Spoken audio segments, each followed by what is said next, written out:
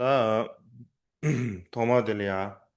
안주 차람쥐니 신신난게인게首先呢，화웨기 要 누이데 問候 안에 줌바도 各位 줌마나시베 透過網絡어上課 혼나나시게 嘅 안주 殊勝嘅僧團，所有嘅僧眾、尼眾，추로 포모 용수 소브로레야 仲 공감사게 有 주샤이 所有嘅法友，問 다들인데야 候大家 줌주니 身體健康。 아 대베기 자웨 대바 계주고 今日呢， 콜레야네 내된 我哋會繼續咧講 가레샤 디골 무디슈아 도시 部派分裂嘅部分，咁就會 다대양 講到北傳同埋南傳嘅啲講法。 로유난댕기에는 아소야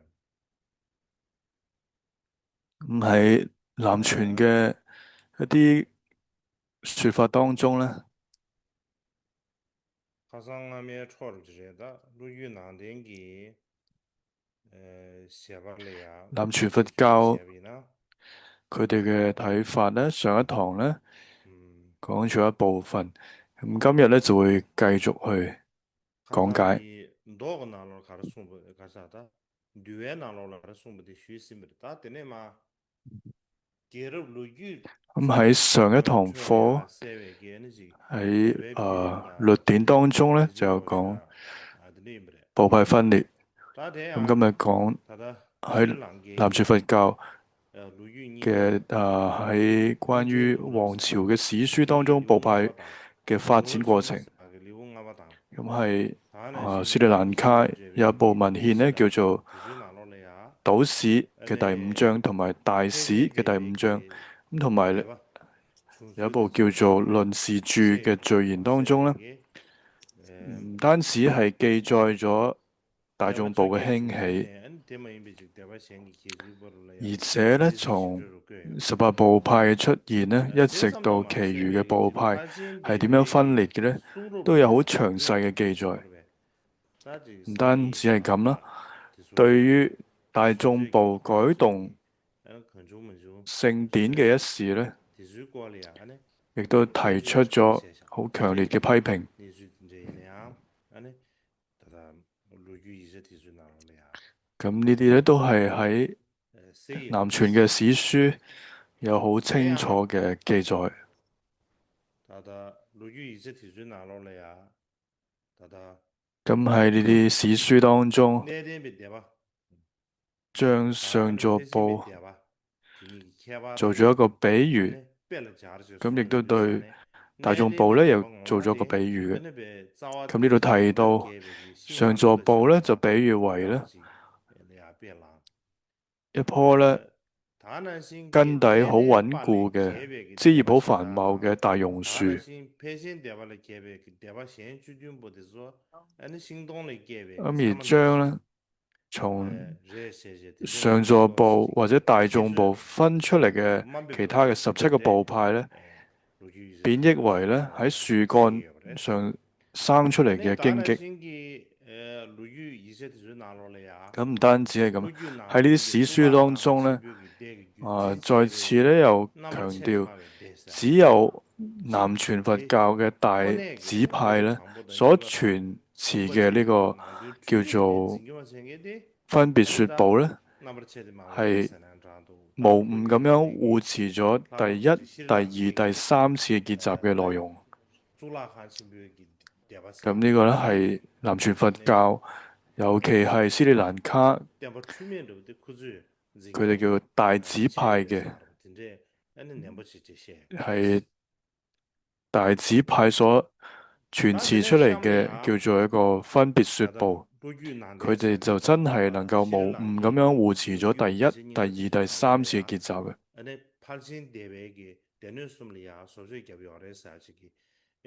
咁同時呢，佢哋對於大眾部篡改三藏啦，有啲批評嘅。咁佢哋做咗啲咩嘅更動呢？咁就係呢個島史呢部文獻當中記載咗大結集嘅比丘，就係指大眾部、大結集，即係大眾部嘅僧眾們。咁佢哋對於根本嘅三藏啦，加以改動嘅情形啊，咁有一啲嘅記載。咁呢度咧，我節錄咗一啲部分啊，喺關於島史裏邊一啲內容。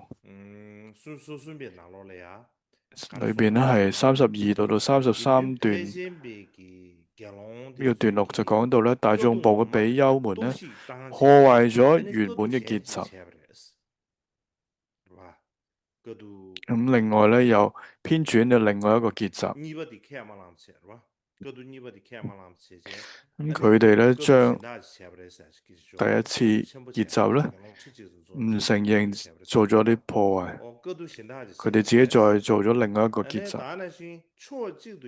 佢哋有另外1萬個僧眾咧做咗另外一個結集。咁佢哋將原本聚集喺一處嘅經文咧搬到去另外一個地方。咁就係等於咧破壞咗5部嘅尼柯耶嘅同埋律藏最初嘅一啲意志。咁到34到35段咧，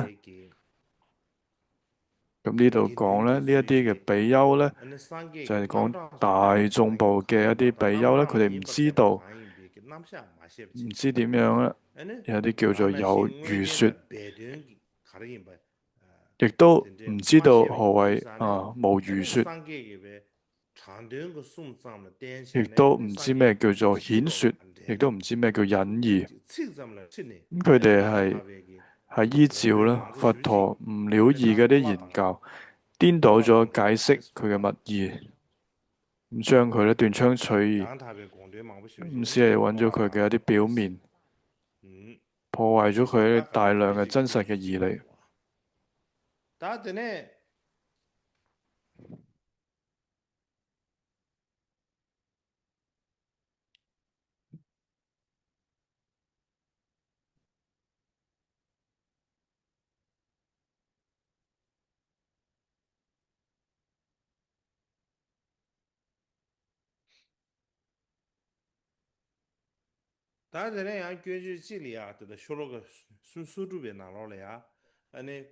接住咧就係有個批評咧，就係第37段。咁呢大眾部嘅比丘，佢哋廢棄咗並捨棄咗好多嘅聖典。咁另外咧，佢新做咗一啲法典。咁佢哋自己咧，另外咧新做咗一啲著作。第38段落咧，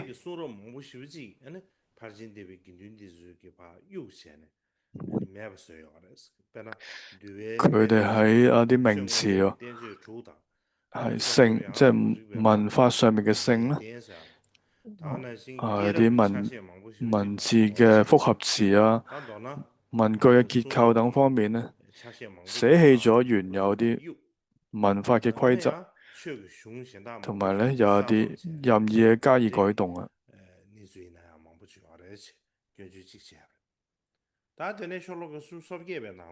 咁佢哋主要改動嘅，改動咗啲咩嘅聖典呢？有阿毗達磨當中嘅律藏，阿毗達磨嘅六部論書啦，無礙解道啦，意識同埋本身嘅一啲部分嘅內容啊，就係對佢哋對咧名詞、文法嘅性、複合詞、一啲文句結構咧，咁佢哋就加以做咗一啲自己嘅方言落去。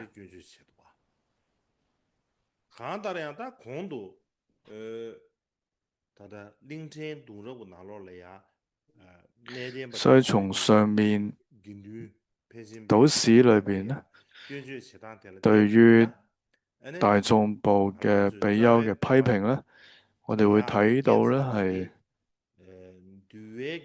根本部派分裂呢，唔只係源於戒律嘅行持、十事而造成分裂嘅，而係喺見解上。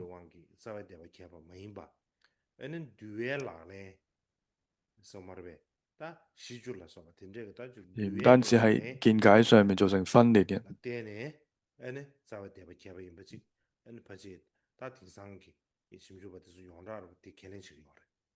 而係呢，同阿毗達摩啦、經典啦，同埋其他語言呢，都會有好多嘅關聯嘅。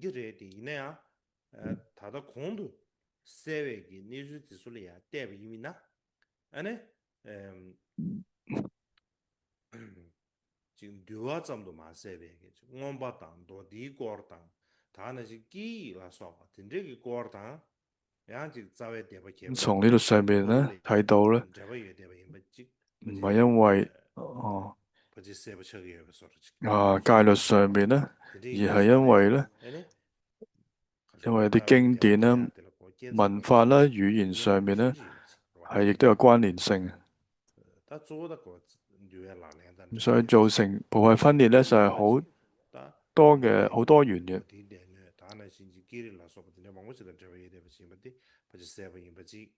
而唔單止係源於戒律嘅行持方面嘅。咁現代學者呢，呢啲就係佢哋做嘅一啲研究啦。咁接住呢，就係第三次結集講嘅內容。咁喺上年呢，都已經有講過。咁呢度呢，最主要講啦，第三次結集叫做分別說部，同埋有一部叫做論事嘅影響。點解會講到呢一度呢？因為依照南傳佛教嘅講法呢，根本部派嘅分裂呢，同法王阿育王嘅時代呢，當時舉行嘅第三次結集呢，有好大嘅關聯。咁呢度呢，講到呢第三次結集，咁呢度講到嘅第三次結集係咩意思呢？同藏地即係藏傳佛教講嘅第三次結集咯。一般藏傳佛教都會講呢，第三次結集就係呢加利釋迦王所舉辦嘅結集，但係其實唔同嘅呢個。咁呢個主要係出自邊度呢？就係錫蘭嘅傳承嘅島史啦、大史同埋善見律毗婆沙咁等等嘅文獻嘅講法嚟嘅。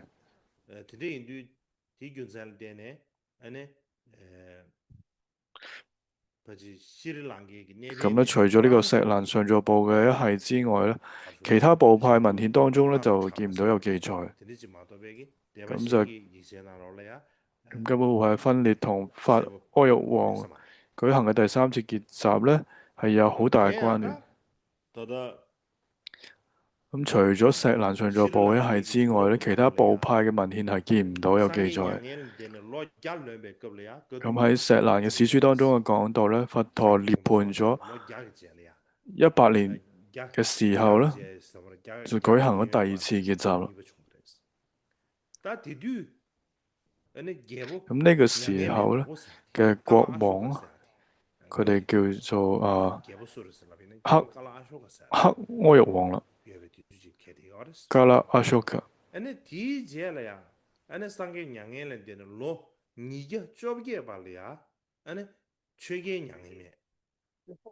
咁之後呢，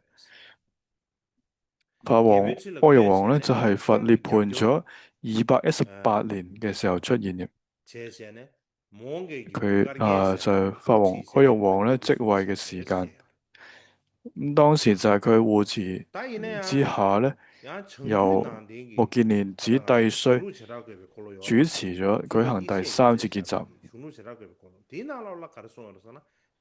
但係呢，喺北傳佛教漢譯嘅《異部宗輪論》裏面主張咧，法王阿育王嘅出現呢係佛陀涅槃咗100多年之後嘅事。亦都冇舉行過第三次結集，所以你好似見到咧南傳同埋北傳嘅《異步中倫論》嘅講法咧係唔同嘅，咁同埋講咧法王阿育王出現嘅年代咧係唔同啊。北傳佛教咧亦都有講到係冇舉行過第三次結集嘅。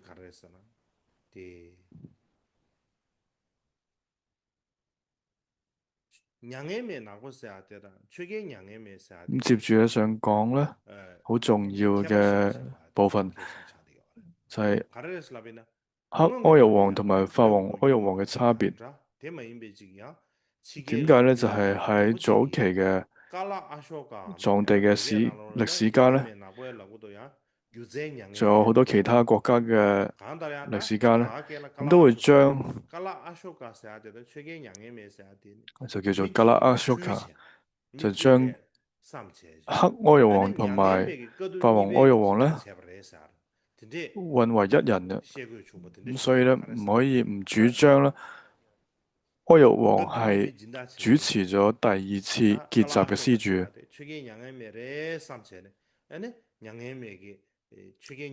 就係因為咧，佢哋將第二次結集嘅黑阿育王咧，當成咗係法阿育王。咁但係現代研究者咧，都已經好清楚説明咧，其實佢哋兩個咧係兩個君王嚟嘅。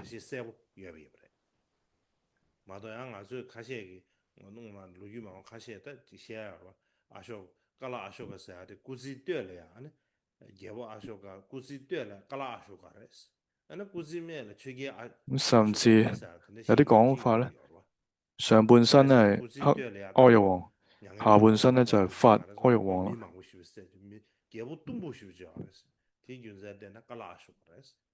點會咁講咧？上半身，因為就講咧佢殺咗好多人，下半身咧就成為咗佛弟子，就係法阿育王。但係呢個講法都係唔正確嘅，就並唔係一個人嘅上半身同埋下半身，其實係兩個人嚟嘅。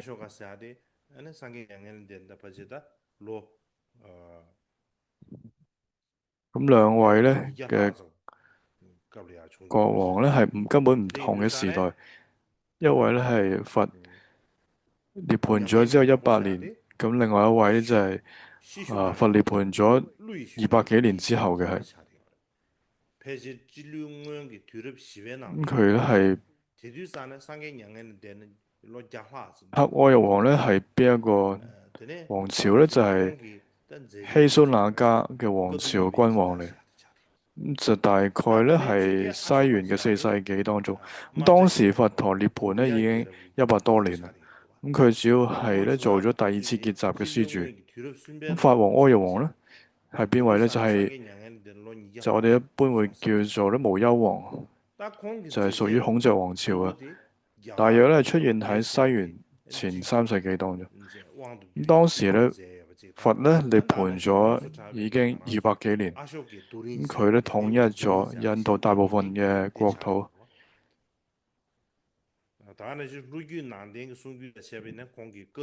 咁就主要做咗好多嘅阿育王石柱嘅一啲敕文嘅建立者嚟。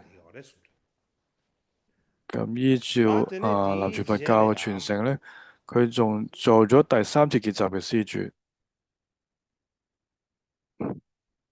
咁接住嚟講咧，就係講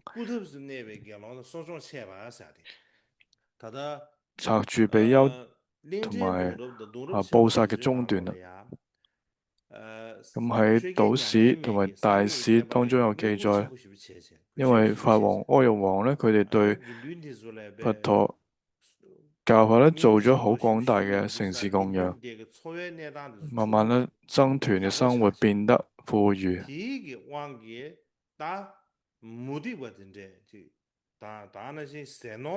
所以咧有好多嘅外道啦，貪着飲食財物嘅人咧，佢哋咧就混入咗僧團裏邊，就係咧佢哋唔係真係想出家修行而嚟嘅。其實佢哋係為咗貪着飲食財物嘅啲外道嚟，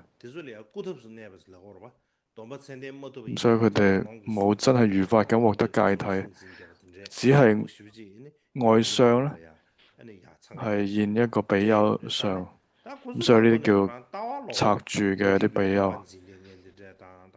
咁佢哋咧並沒有咧有一個真正嘅戒體咧，只喺外表上現一個比丘相。咁其實係喺外道。咁混入咗僧團之中啦，就散播邪見，破壞僧團嘅戒律，咁導致咧喺華氏城當中嘅雞園寺嘅一啲僧眾咧，佢哋都係好清淨持戒僧眾，最後長達有7年呢，冇辦法咧舉行每月嘅布薩。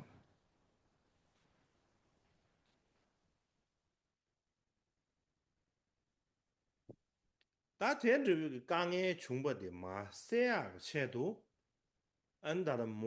以咧，為咗去消除僧團裏邊呢啲問題咧，當時有位比丘叫做目犍連子弟須，咁佢就係法王阿育王嘅國師，咁就喺法王阿育王嘅支持底下咧，召集咗好多比丘，審查佢哋咧所持嘅宗義立場，只要係回答佛陀係分別說者嘅比丘咧，就判定為清淨嘅佛教徒。咁而回答佛陀係常論者定係斷論者咧，執於一邊嘅話咧，論者咧為比丘。咁就有好多混入嚟嘅拆住嘅比丘啦，拆住嘅僧人咧，因為佢哋外道咧會落入呢個常論或者係斷論啊，咁咧就唔可以佢哋着比丘嘅法衣啦。呢度咧有一個叫做分別說。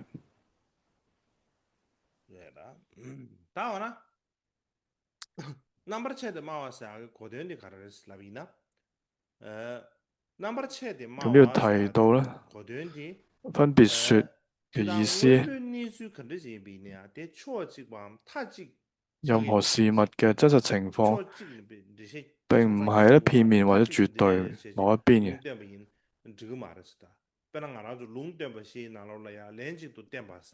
譬如講咧，就係有4種記別，不應作一向記咁嘅端定嘅回答。換句話講咧，當我哋觀察一個事物嘅真實情況咧，我哋要加以分別分析，區分世俗諦或者勝義諦嘅角度嚟解說，佢就冇一個絕對嘅答案嘅。咁所以咧喺斯里蘭卡上座部會話咧，自宗就係叫做分別說部。應該就係意思咧，就係佢哋會加以分別分析嘅一個正宗嘅派別。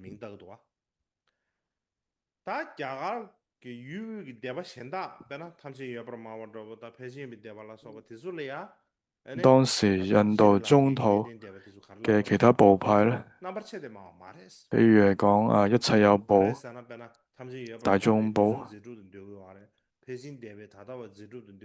就係講，因為咧全一切有部咧主張係三世實有，而大眾部咧主張係現在實有，咁所以都係有所唔同嘅。譬如話係中觀宗都會駁斥好多，就會話佢哋咧落咗入上邊或者係斷邊嘅。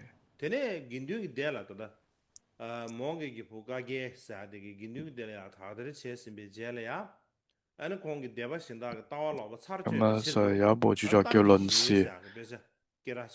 咁當時咧，僧團咧進行咗一啲清查之後咧，目犍連子弟須為咗吹破其他部派邪見咧，做咗一部叫《論事》。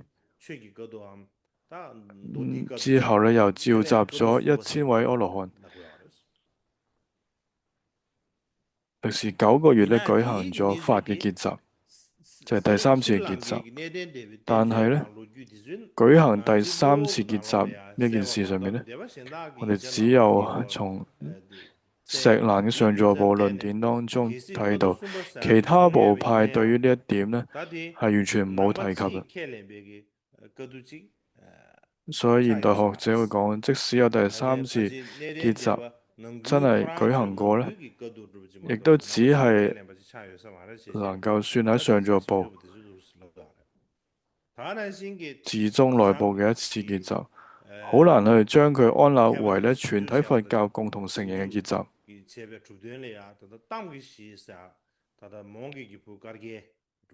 就係同樣喺現代學者研究論事當中咧，目犍連子弟須咧就係阿育王嘅國師，佢寫嘅呢部論事，佢有講到咧，當中有破斥咗大概有217種唔同嘅見解。學者研究有好多嘅見解咧，屬於阿育王時代之後先至出現嘅南印度部派，譬如話係安達羅派啦、東山住部同埋西山住部嘅一啲見解，呢啲都係後來先出現嘅見解。佢哋認為論事呢個著作啦，並唔係出現喺第三次結集嘅時候出現，咁可能係比法王阿育王咧仲遲咗100多年啊。咁大概係西元前2世紀或者後半更遲嘅時間。咁經過好多嘅補充增訂，咁成為咗一部論典。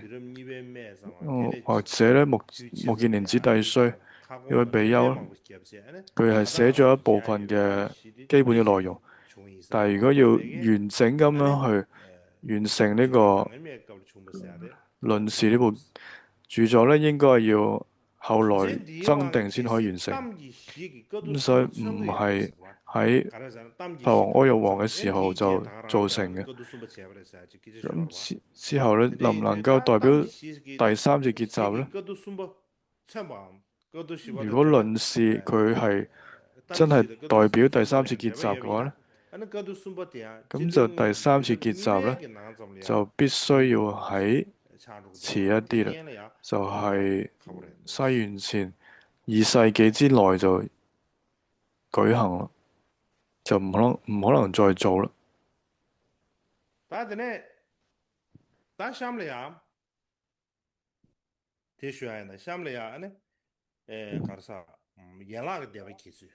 接住咧就係支派部派分裂嘅情形。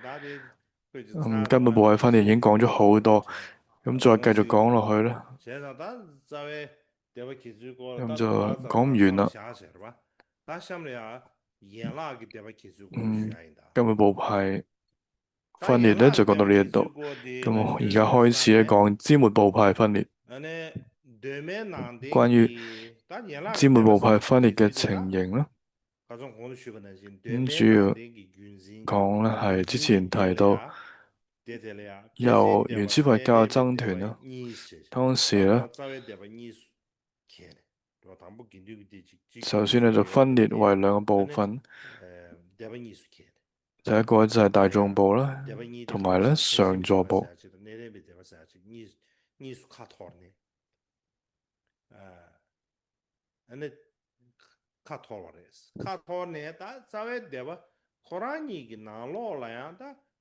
咁接住咧，咁呢2大部派，2個大嘅根本部派咧，後來有一啲唔同嘅僧眾，有啲比丘，有啲長老，有好多唔同嘅就分出咗好多支末嘅部派啦，就好似調伏天佢所講嘅由處以阿闍黎嘅別故咧，說有18種嘅差別。咁就係佢哋嘅見解同埋老師慢慢咧就分咗支分嘅18部啦。當然呀，原來個台灣其實馬先講了呀，就台灣三個最點了呀，可呀我是兩個的，兩個什麼咁首先呢，我哋要對呢個部派係乜嘢有一個理解。部派呢個字咧係咩意思？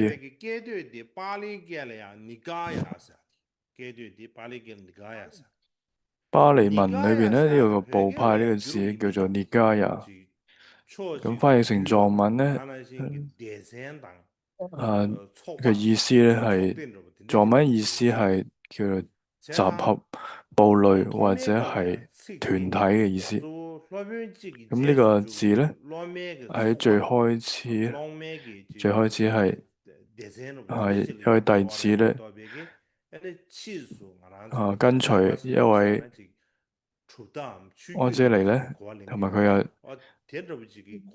一個有弟子嘅團體，就唔似咧後嚟講部派咁樣，就係話係一種宗義或者法脈，就係一群弟子咧去跟隨某一位阿闍黎嘅一個團體，咁就叫做部派。咁喺巴利嘅文獻，巴利5部嘅就叫做迭迦尼迦耶啦，譯成藏文咧就叫做長部。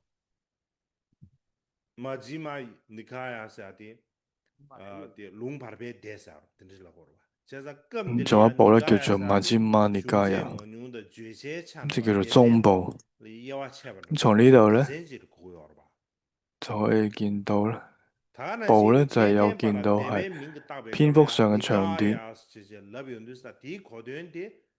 同埋咧作嘅部類嘅區分。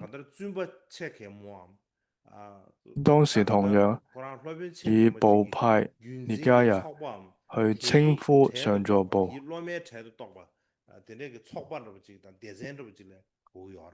將佢哋加上尼迦耶呢個字，最初意思咧就係指某一位大長老嘅傳承團體，或者係屬於佢哋呢個行列嘅一個團體。當時最主要指嘅就係戒律上嘅傳承，而唔係宗義立場。咁後嚟咧又出現咗一個字叫一個梵語咧，叫做阿查拉達。阿查耶咧即係阿闍黎，瓦達咧就係主張、宗義或者說法嘅意思。舉例就係好似 Theravada 就係南傳 Theravada，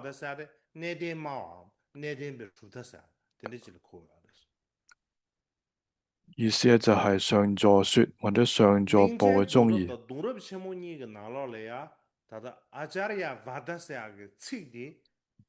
咁就係島史同埋大史兩本書當中，阿扎法達啦，比較帶有譏諷嘅同埋貶抑嘅意思。因為啲史書咧，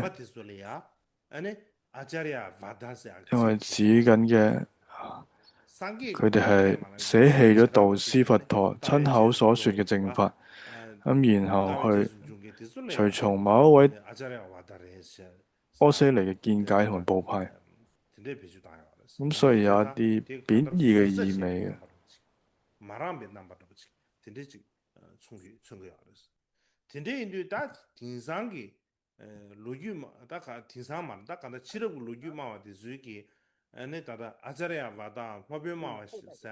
所以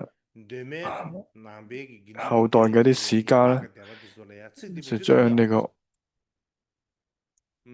柯西尼呢個字呢，就將沒佢從拖了以內啊，原始僧團分裂出嚟嘅大家支門部派差不多，嘅名啦。差的是呢，因為實際南部意義嚟講，尼加啥的대바 대선了不起，當一啊那個涅迦人就部派呢，羅賓切拉巴自己대바看到羅賓自己切拉巴自己結束，讓給羅賓錯不了不起，開始咧以呢個字中某一位嘅特定嘅柯西尼咧所主張嘅主張同埋説法咧，或者個獲得為主嘅時，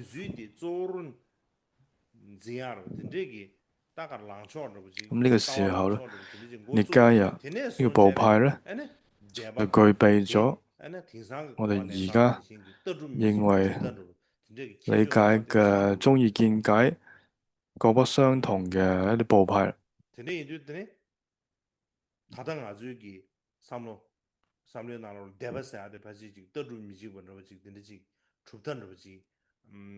咁所以呢度我哋而家講到部派涅迦人嘅時候咧，我哋就會就理解為宗義見解唔同嘅部派。咁最早嘅時候咧，其實唔係咁樣嘅。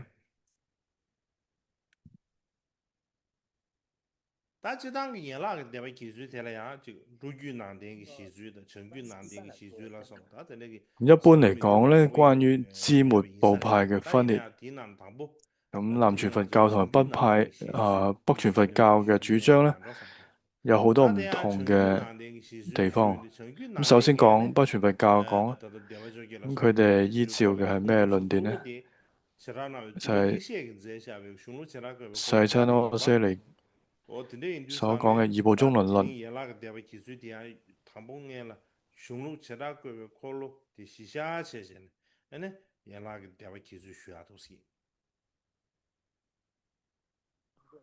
咁就有呢部論嘅為依據講支末部派分裂嘅情況。咁兩個根本部派分裂咧就係大眾部。咁當時大眾部咧亦都分裂成好多個部派。咁從佛陀涅槃咗之後，100年到200年，總共咧發生咗4次嘅分裂。咁大眾部嘅第一次分裂係幾時呢？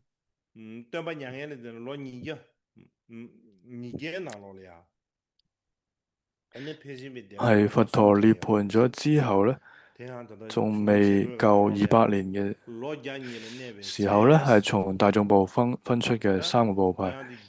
咁喺二部中輪論嘅原文後即於此第200年，大眾部中流出3部：一說部、二說出世部、三吉印部。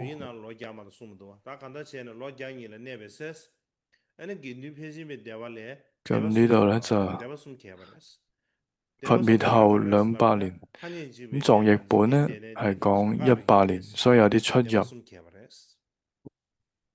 總之當時咧，大眾部分出3部。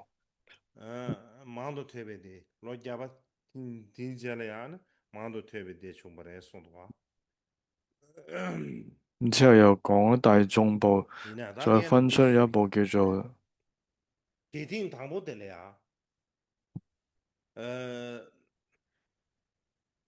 咁第一說分出有3部啊，大眾部分出咗3部。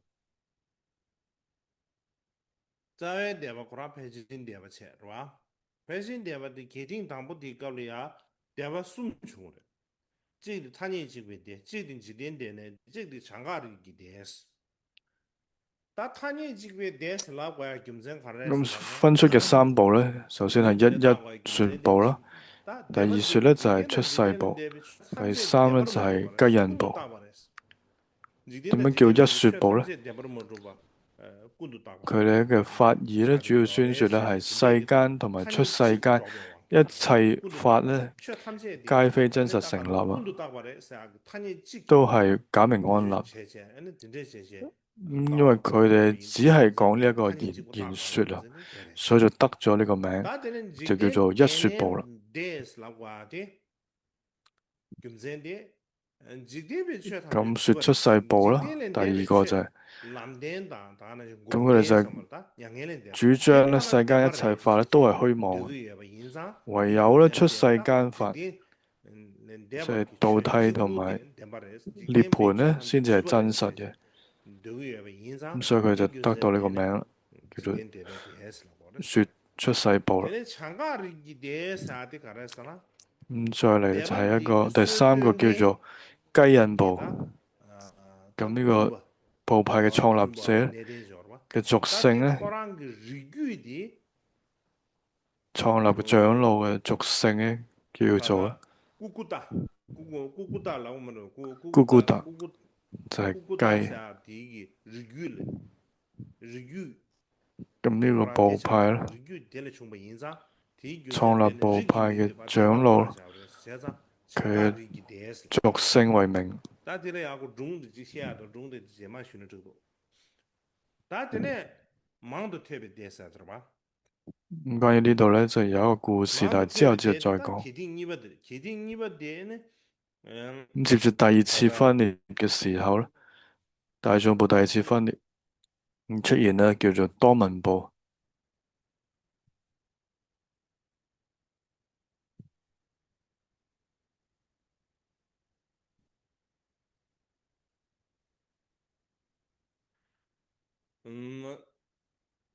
أنا لو جابت هي كيس دبا بيجين دبا لما أنت تبي دبا شو ما ينسون 다디 咁所以喺呢 야 個原 대야 文咧 도미도 데 개이 나로로 喺 미겨 大眾部 마사지 뷔 當中咧 나로로 復 갸바 出一部， 마사지 咁 제제 叫做多民部。 다 베지미 데발레 마도 테비 데바사지 咁 총레 송다 呢度有啲唔同啦，呢度講 마도 테비 200年，但係 데바사지 제라고 금센데 가라사나 아네 漢譯咧就講200年，但係藏譯咧就講100年， 가사데 所以有啲唔同。咁但係點解叫做多民咧？呢個部派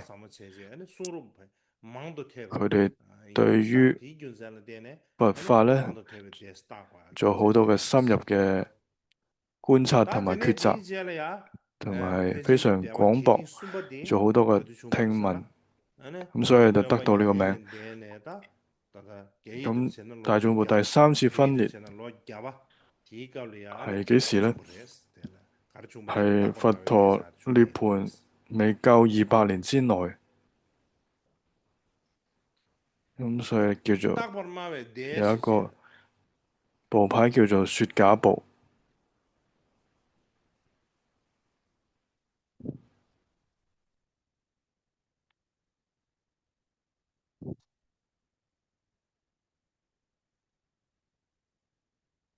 나도 this truth 샤래 이 PowerPoint this truth kana takbarmawe des lagwa kimzende karasan takbarmawe des ade ane dewada 咁呢 dungen 個說假部 dewada 係 dungen 講咩呢？ pyoshu 佢哋主要係主張 dewada 苦樂等等嘅相互觀待嘅法咧， ana kense jungi la sobe ki chue da tamje gunda 同 azam 埋咧係好似十二den 處所講嘅法咧，都係 ane takbarmawe 假名安立嘅，都係遍計假立嘅。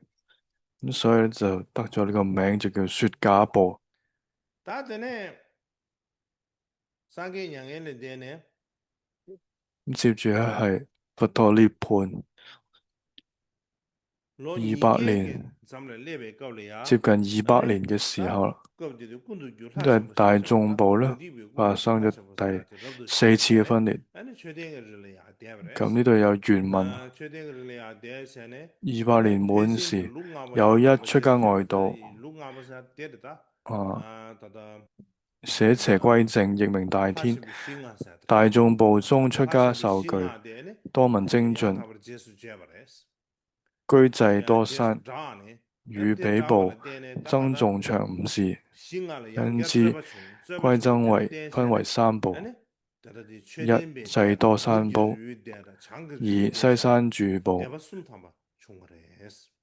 然後三係北山住部。 다 최대한 비대다 누규 리뷰데다 장거 리뷰데스 제 대바숨 咁呢三個部派咧，主要有呢個名咧，主要係因為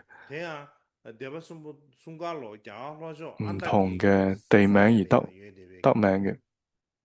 咁就係住喺南印度嘅安達羅地方咧，就叫做濟多山。咁同埋西山同埋北山有三個地方名，就係濟多山、西山同埋北山。而咁樣咧，就得到呢三個部派嘅名字啊。咁呢三個部派咧嘅出現咧，主要係因為對於大天比丘嘅五事咧，又再度發生爭論，而分出嚟嘅部派。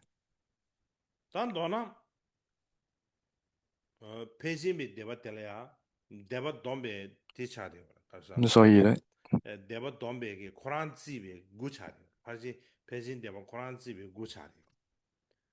咁總共加埋自己咧就有9部。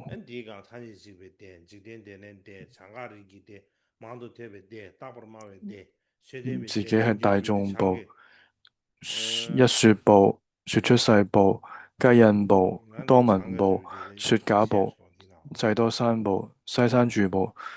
第9個咧就係北山住部，有9個部派。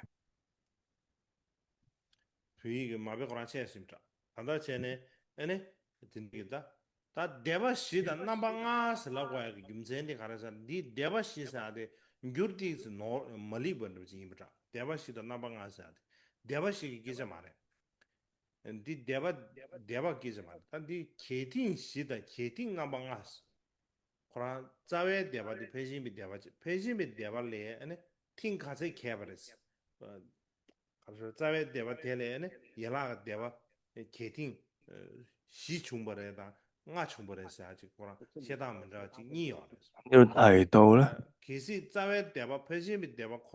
大眾部有4婆同埋5婆。咁講大眾部，最後講到咧，根本分裂咧就有5次，但係大眾部佢自己成立之後咧嚟講咧就有4次，所以咧就會有4婆同埋5婆嘅講法。